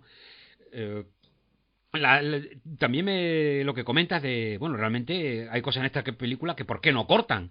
Si cuando ves la versión editada le han quitado 3 o 4, creo que son cuatro planos, ¿vale? Que yo identifique claramente 4 planos, ¿no? 2 corresponderían al momento de la transacción económica, en el que el hombre rico da dinero al tipo chulito este, que literalmente en la antigua vemos que literalmente la está pagando, en una prostituta, lo que mete en el coche, ¿no? O sea, ella es agredida porque está tratada como tal, ¿no? Eso se evita, no queda tan claro en la versión editada y sobre todo la escena fantástica, que a mí me gusta muchísimo, que es cuando ella, ante la agresión de este señor rico gordo, le clava el cuchillo y lo tira por el balcón, ¿no? Cuando él está en el suelo rodeado, imagino que me encanta, ¿no? Está rodeado de personas que están alrededor del cadáver, pero están todas con el rostro tapado, ¿no? No le vemos los rostros y son casi como maniquíes, ¿no? Y ella arrastrándose, la cámara siguiéndolo en traveling, ella se acerca en cuclillas, perdón, de rodillas, avanzando de rodillas, ¿no? A 4 patas, ¿no? Acercándose al cadáver para arrancarle, para cortarle la mano, porque en la mano engarfiada guarda el medallón que ella llevaba al cuello, ¿no? Que sería, digamos, no el corazón delator, pero sí el medallón delator, ¿no? Y ella, con su navaja, corta la mano, y lo que no vemos es que mientras ella está cortando, esto es muy breve en la versión editada, en la cortada se extiende más en las expresiones de ella, haciendo toda la fuerza de cortar una mano con una navaja. Vemos, y esto se contrapone con el plano del cadáver, que Bruno Besota, el actor que te comentaba antes, ¿no? Su cuerpo muerto con la cara ensangrentada, moviéndose al ritmo de los cortes de ella, ¿no? Y quizá la imagen más violenta de la película es así, está cortada en la edición editada. Y después el momento en que ya ha terminado de cortar la mano y se esconde la mano bajo la chaqueta. Muy importante porque todos los planos siguientes, que en la versión remontada la vemos que ya va ocurriendo, imaginas que tiene la mano ahí, pero no hemos visto cómo realmente se guarda la mano. Descubrimos que es una mano mucho más tarde, cuando la deja en el cesto de la chiquita ciega que va vendiendo flores, ¿no? Bueno, chiquita, no sé si es ciega, pero bueno, la chiquita que va vendiendo flores por la calle a unas horas totalmente imposibles, ¿no? Y en calles solitarias, ¿no? Pero bueno, eso es realmente de pesadilla. Todo ese tipo de cosas yo creo que estropean bastante la película. Y sobre todo, incidiendo en lo que comentabas, Lourdes, o sea, estas escenas, que son, digamos, las más explícitas de la película, no más que las corten.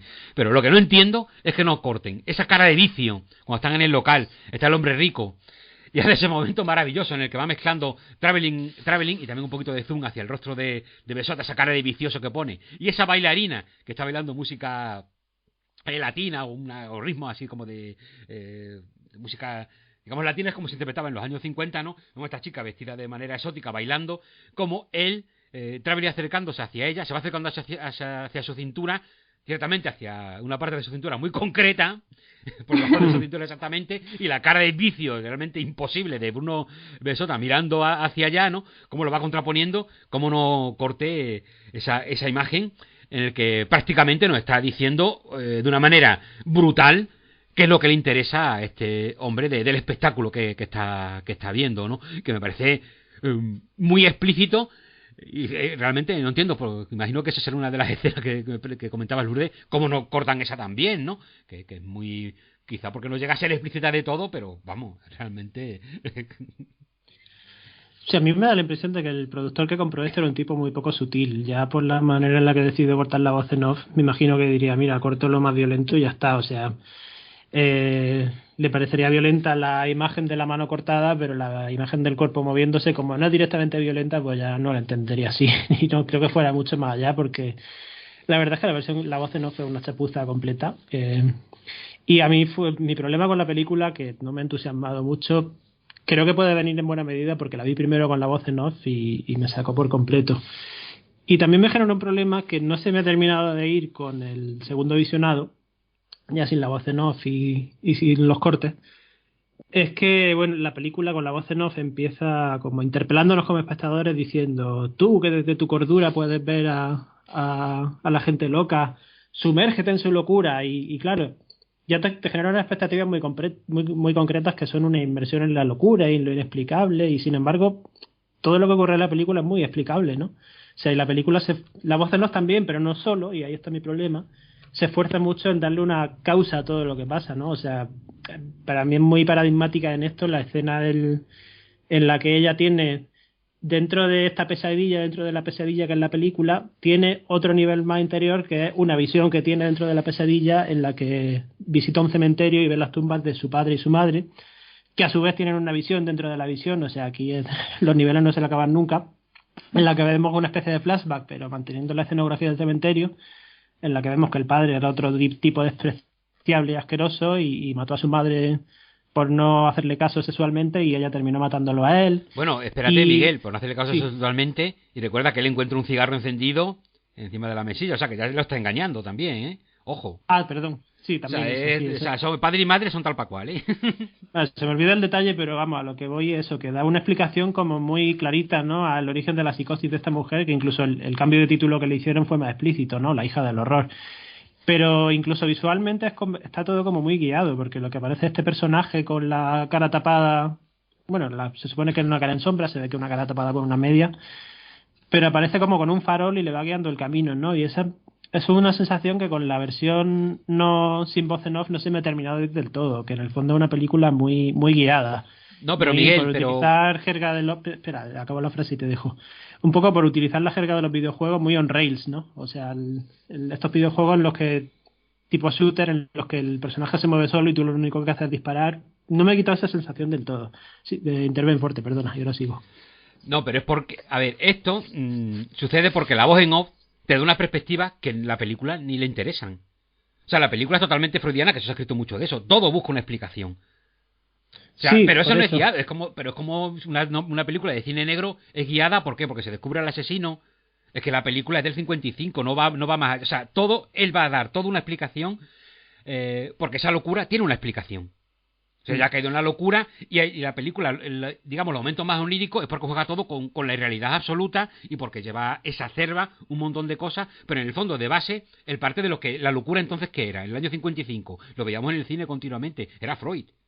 Todo que estaba interpretado por el padre, el sexo, todo ese tipo de cosas. Es a lo que se refiere. En ese sentido, la película no rompe nada que no conozcamos o que viendo películas de la época veamos también, ¿no? O sea, la expectativa que te da, que es cierto, la expectativa que te da la voz en off te confunde, porque la voz en off dice, vas a sumergirte en la cabeza de una loca. Y la película, sí, pero no es tan delirante para que sea, o digamos, tan experimental para que nos lleve ahí. Pero dentro de lo que propone, a mí la película me parece una locura, me parece una delicia. Yo la prefiero a... Bueno, aquí ya es una tontería elegir, ¿no? Pero bueno, no elegiré, perdóname. Venga, Lourdes, dinos algo. O que termina, Miguel, perdona. Espera, te termino de responder. O sea, sí, claro, viéndola sin voz en off, yo lo que me di cuenta de que realmente esta no es tanto una película, bueno, no es una película sobre la locura, me parece un error llamarla demencia, si acaso sobre la psicosis, un brote psicótico, como decía Lourdes, pero es que sobre todo una película sobre la rabia, ¿no?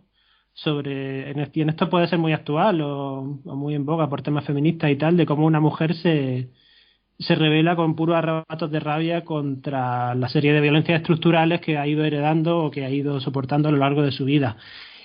Entonces, claro, lo que me pasa a mí en primera instancia con esto es que si es una especie de psicoanálisis o una película que lo explica todo, a mí ya me interesa menos. O sea, yo he estado continuamente comparándola con películas que sí van sobre la locura y la comparación no es justa, pero yo la hacía igualmente. Por ejemplo, una página de locura de Kinugasa o Vampire de Dreyer, que no es exactamente sobre la locura, sino sobre un estado mental alterado.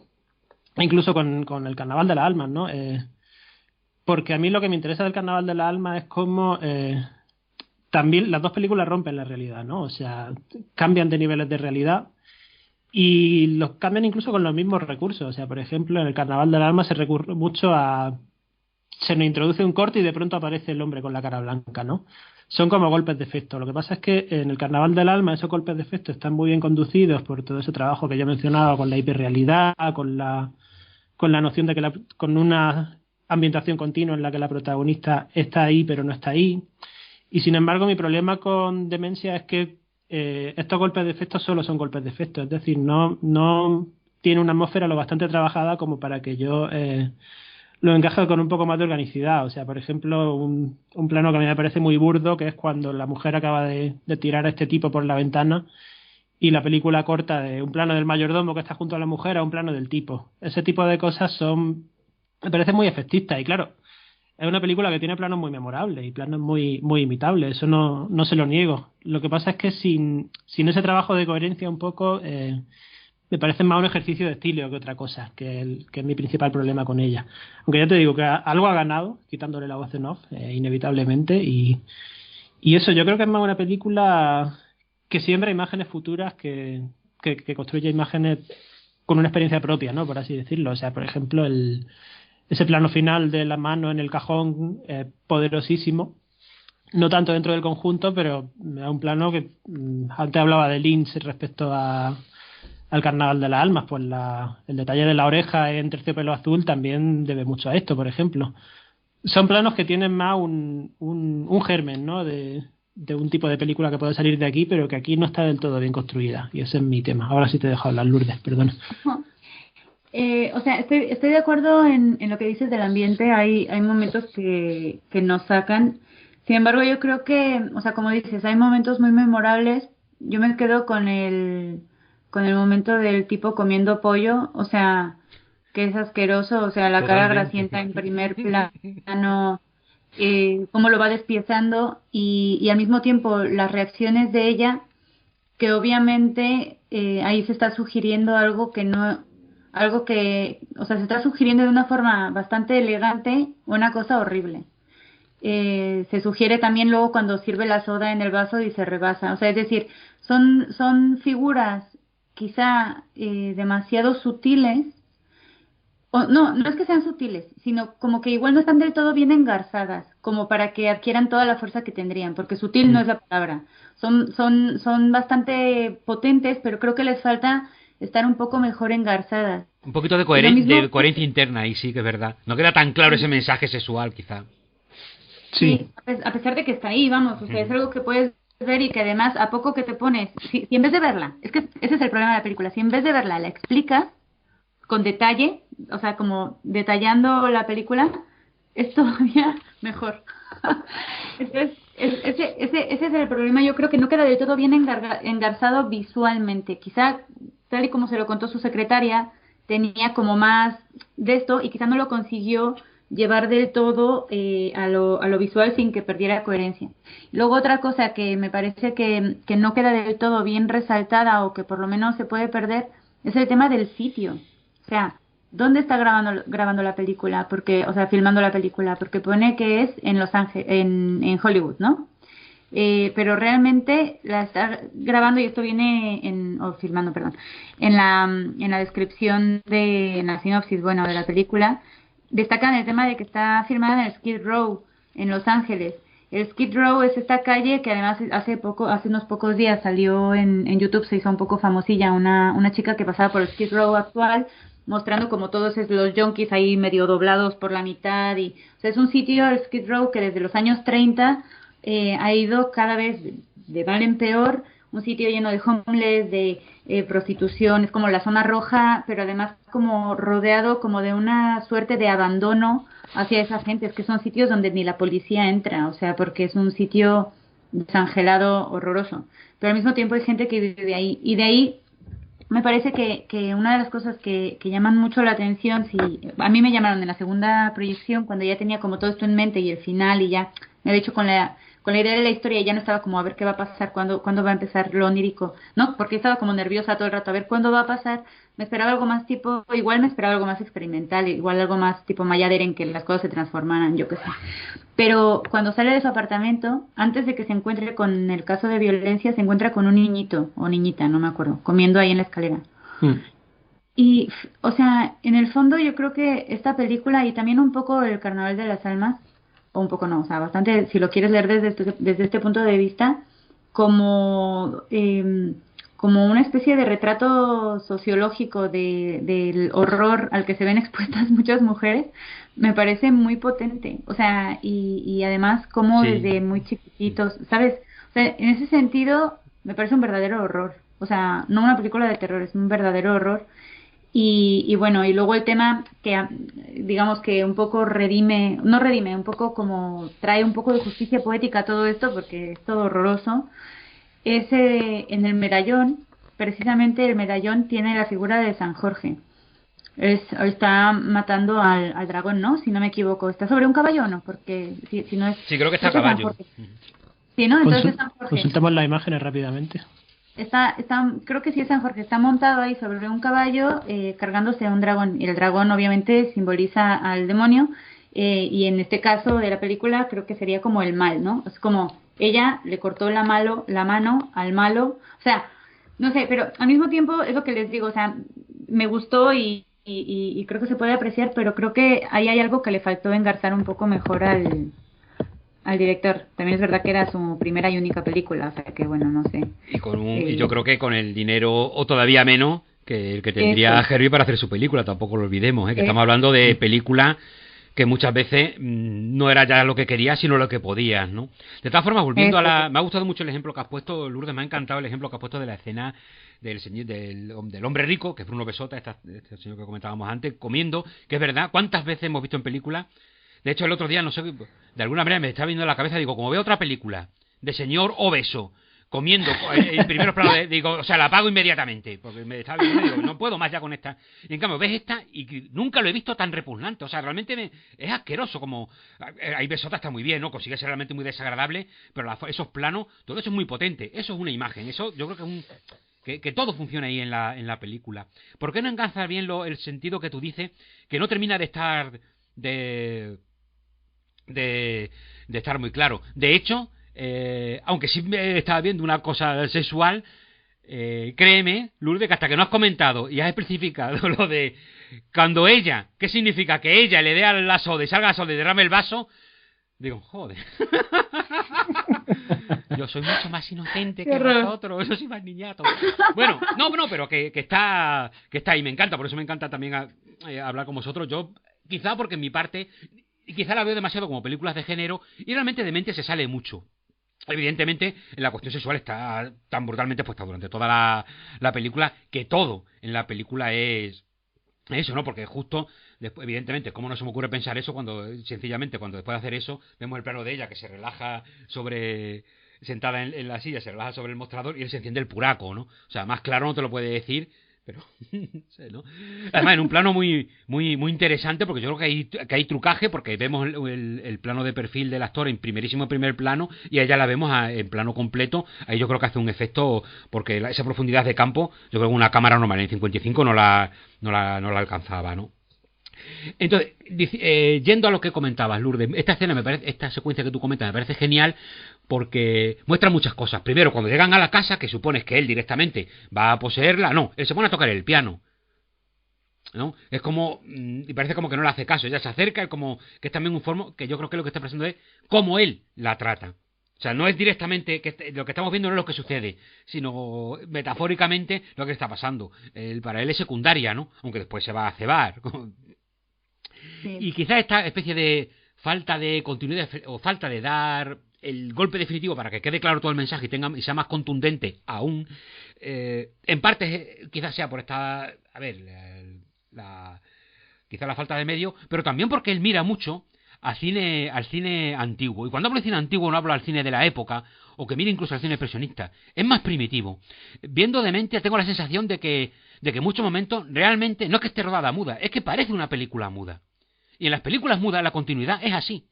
No es tan clara, no es tan fluida como la vemos en la película de Harvey. En la película de Harvey todo es mucho más fluido, todo se entiende mucho mejor, porque un lenguaje es mucho más moderno. Estamos mucho más familiarizados. En cambio aquí, esa cosa que parece que va como hachazo, y no tiene esa continuación, de repente te mete el plano de ella desbordando el vaso, de repente otro plano, que eso es el cine mudo, donde todo va más a golpe de... No hay, digamos... Tanto no te hace un traveling tranquilo para llevarte a otra cosa. No, todo va a golpe de prácticamente... el montaje es otra forma de montar, es otra forma de contar, donde todo es más... Te pongo esta imagen, te pongo a la siguiente y tú relacionas. Te pongo una señora que lo comentábamos, una vez recuerdo, en una película de Rubén Mamoulian, ¿te acuerdas, Miguel, etcétera? Te pone un personaje de 3 señoras mayores hablando y te pone a los otros perritos ladrando. Uno contra otro, no hay continuidad. Plas, 2 hachazos, ¿no? ¿Lo pillas? No lo pillas. A veces es muy fácil pillarlo, a veces no queda tan claro. En ese sentido, ni siquiera cuando mira hacia atrás, por eso comentaba, no sé de qué forma explícito o no, pero en Parker, cuando igual que Harvey mira hacia adelante, por eso también me encantan las películas, parece que está adelantando lo que viene. Parker se va tan hacia atrás que no es que se vaya ya al expresionismo de Friedland, es que va aún más atrás, va a los primitivos, se va al Golem. Se va al gabinete de Doctor Caligari, que la han comparado también a veces, ¿no? Donde todo es un poco más machamartillo, porque todavía el lenguaje no está tan desarrollado. Y en ese sentido es lo que me fascina de Dementia, ¿no? Que incluso el lenguaje es todo tan sincopado, porque es música jazz, como vemos al final, pero no deja de ser la pesadilla donde las cosas no están tan claras, donde todo va... De repente estás aquí, de repente estás allá, de repente me río, la situación me da la risa, de repente es el horror absoluto, de repente tiro a este tipo por la terraza, me horrorizo, me río...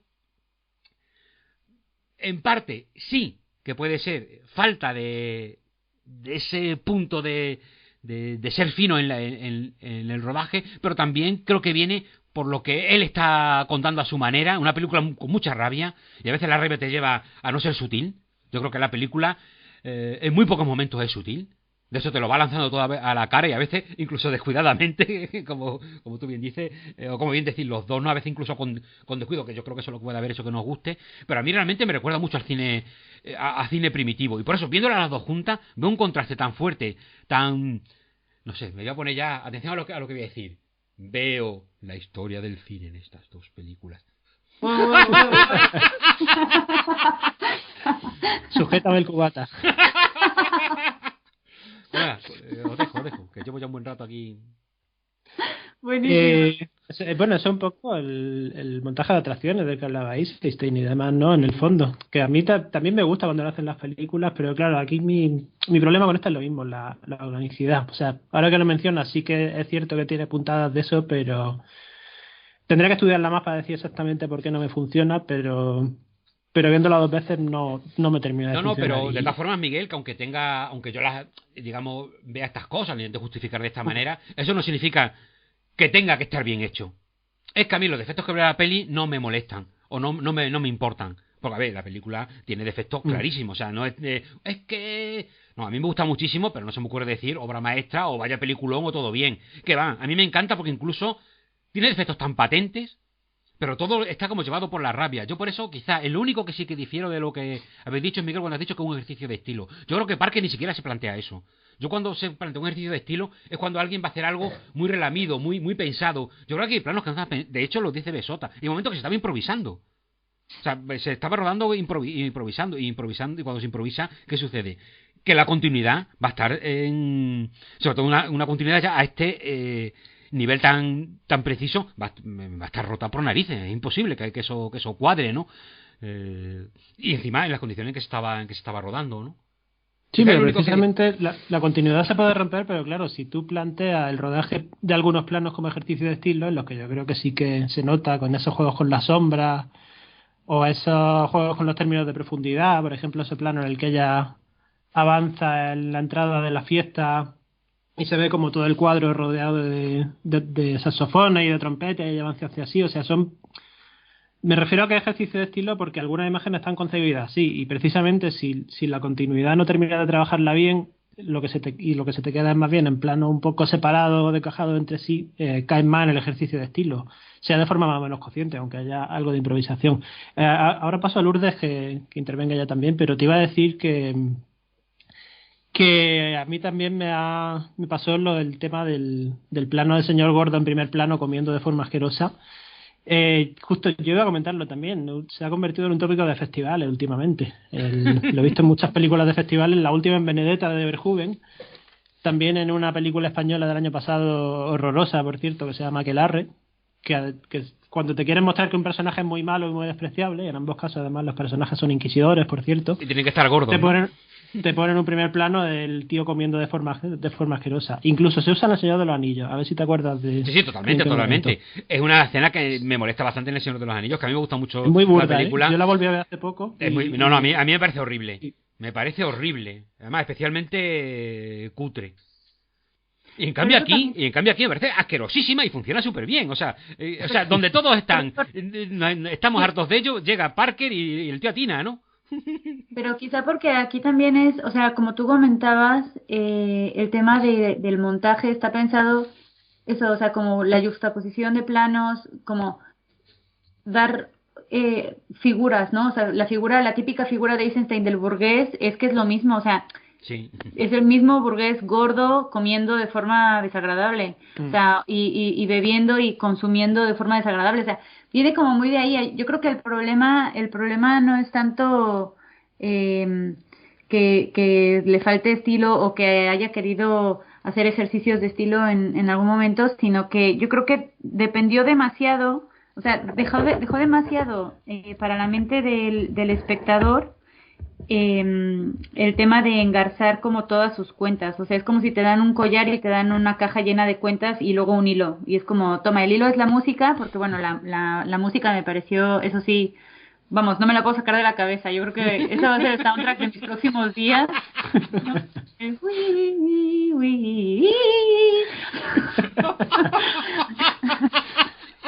Se te queda muy bien, ¿eh? O sea, buenísima. El soundtrack, eso sí te tengo que reconocer que al principio me dio un poco la risa cuando la empecé a escuchar en plan, ¿en serio? Pero es que, claro, yo creo que es algo que luego se ha vuelto tanto a ello porque realmente tiene su punto desquiciante. Lo mismo que el órgano en la otra, en el carnaval, ¿no? O sea, en ambos casos me parece que el soundtrack está muy bien escogido. Y de hecho, así como en la otra pasa un poco más desapercibido, aunque se hace muy evidente cuando ponen las imágenes del órgano y así, en esta otra es, salvo alguna risa, pero todo el rato era la misma tonadita, ¿no? Y me pareció como que quizá trató de unificar a partir de ahí, o sea, en plan, esto es lo que va a dar como el hilito, este va a ser el hilo, y quizá le faltó concretar eso también en el lado narrativo, porque sí que tiene narración, entonces, bueno. Pero bueno, en todo caso, la verdad, valió la pena el segundo visionado para ver esa escena, esa toma borrada de la mano. ¿Valió la pena? Mira, hay un plano que a mí me gusta muchísimo, lo que pasa es que lo entrecorta, va metiendo otros planos entre media, pero esto es un plano, o quizás sean dos, ¿no? Bueno, es un momento que yo creo que con este plano, os voy a dar la razón a vosotros, pero al mismo tiempo es lo que a mí me fascina de la película. Que a veces parece que va por un sitio, quizá también que va a acercarse a ella como una película plenamente de terror, género fantástico, tampoco va por ahí. Es que Dementia es como, hay que verla como una rareza. Yo es que no sé cómo decirlo, quizás esté pasándome, pero son de esas películas cuando las veo digo, joder, es que uno ama el cine, porque hay películas así, películas fallidas si queréis, que no son perfectas, ¿no? Pero esto es un señor haciendo lo que le da la gana, algo rarísimo. No sé, me encanta ver películas. Hay otro montón de películas que me encanta ver. Pero encontrarte una película así también es muy bonito. A mí me encanta encontrarme películas así, ¿no? Yo creo que a todos los que nos gusta el cine de todas maneras, ¿no? Pero bueno, ya me entendéis. Y aquí hay un plano que me fascina, pero claro, dentro de lo que es el contorno de la película tampoco tiene nada de sentido porque queda ahí como aislado. Que es cuando ella va huyendo, que se llama la película huyendo, y encuentra el cadáver del señor que ha tirado por el balcón, ¿no? Hay un momento que la cámara muestra su rostro en primer plano y vemos que la luz hace como un juego sobre su rostro. Va como haciendo una iluminación que como que parpadea o que temblequea sobre su rostro, que nos da a entender como que algo tiene ahí, que la locura está llegando ahí, que algo tiene, ¿no?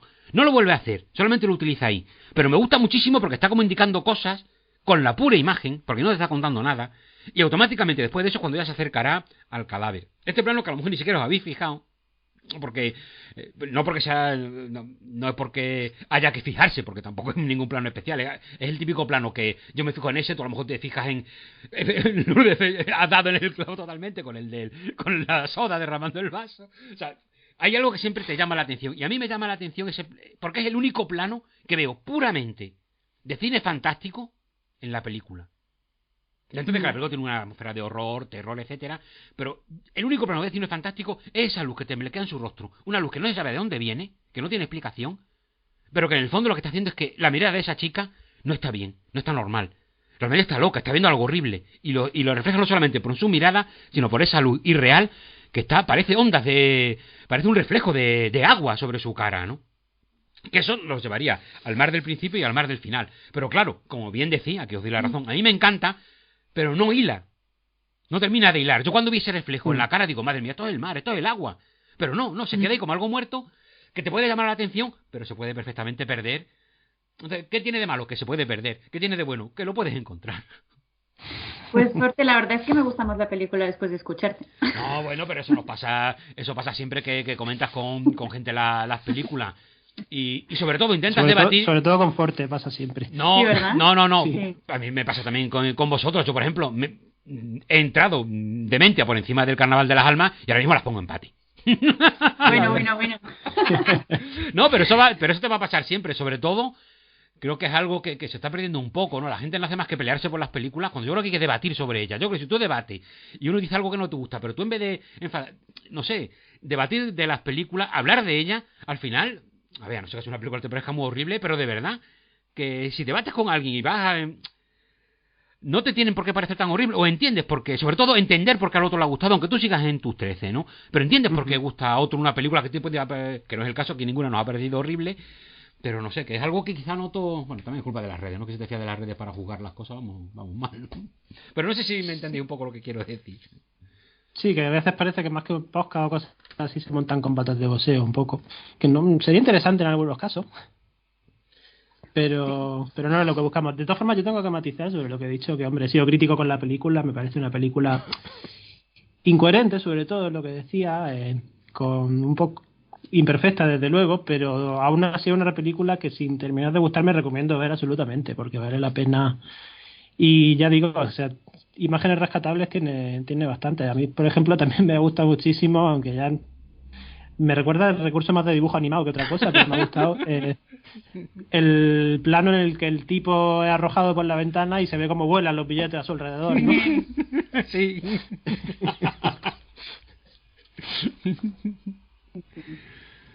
No sé, creo que son dos películas muy interesantes. Cualquier persona que le guste el cine las disfrutará.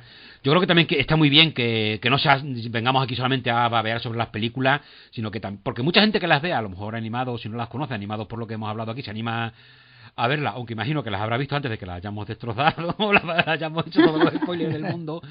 Pero cuando las vean, pues seguramente a lo mejor una de ellas le ha gustado mucho, la otra no tanto, pues también ver que no se trata de venir aquí, ¡oh, qué obra maestra tan increíble! O de sacar el látigo y fustigarlas sin piedad, ¿no? Sino de intentar quererlas, ¿no? Son dos películas rarísimas que... películas únicas de directores que se nota que han hecho el esfuerzo de su vida ahí, que seguramente llorarían cuando vieron que no iban a ningún lado, que sería un desastre, y que si ahora vivieran y vieran en lo que se han convertido, alucinarían. O sea, yo creo que a Parker le dice, Parker, que podemos ver las dos versiones de tu película. O a Harvey, oye, que tu película es un clásico. Dirían, ¿cómo? ¿De qué me estáis hablando? ¿No? O sea, no darían crédito. No darían crédito, ¿no? No, bueno, y luego también hay que reivindicar la conservación de películas, porque ahora nos suena esto muy fácil y muy sencillo, pero hubo un momento en el cine en el que, bueno, y de hecho está constantemente en peligro de desaparecer, pues eso, porque se corrompe el soporte, porque, o sea, es decir, el simple hecho de poder acceder a las películas, ya por eso somos muy afortunados. Me parece un lujo. O sea, lo que tenemos ahora no siempre nos damos cuenta, pero es Mm. un lujazo poder acceder a todo tipo de pelis, incluso a demencia. ¡Qué malvada, qué malvada! Qué mal, no, es Nada, broma. Que a a mí mí me también me gusta han mucho, gustado cosas.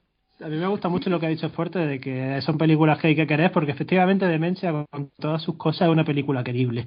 Y bueno, matizo que Harvey sí que llegó a ver algo del éxito de culto que generó el Carnaval de la Alma, ¿eh? Sí, llegó a verlo. Sí, él murió en el 96 y en los 90 ya lo que decía antes, empezamos a ver por festivales, se empezó a considerar, ya Ah, vale, pues mira, qué se bien. admitía como influencia, o sea que algo sí vivió, Ujú. de algo sí se enteró el hombre. Recogió frutos. Sí.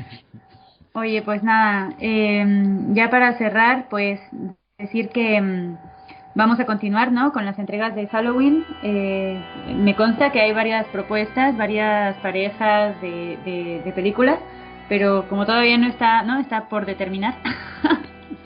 Que me corrija Miguel si no es así. Tenemos varias propuestas, pero no sabemos cuál será la siguiente, así que de momento lo dejamos en que habrá más terror y ya se irá viendo cuál. Habrá más pesadillas que compartir. Bueno, compañeros de pesadillas, pues muchísimas gracias. Quiero recordar a todos los que nos están escuchando que lean nuestras críticas en el antepenúltimo Mohicano. Ahí hay más pesadillas y más material para este octubre halloweenesco y de todo tipo. Y nada, y pues un abrazo a los dos. Muchas gracias por otro programa que me lo paso súper bien. Lo mismo digo y gracias a ti, Lourdes. Lo mismo, Lourdes Miguel, siempre un placer hablar con vosotros. Bueno, hasta luego.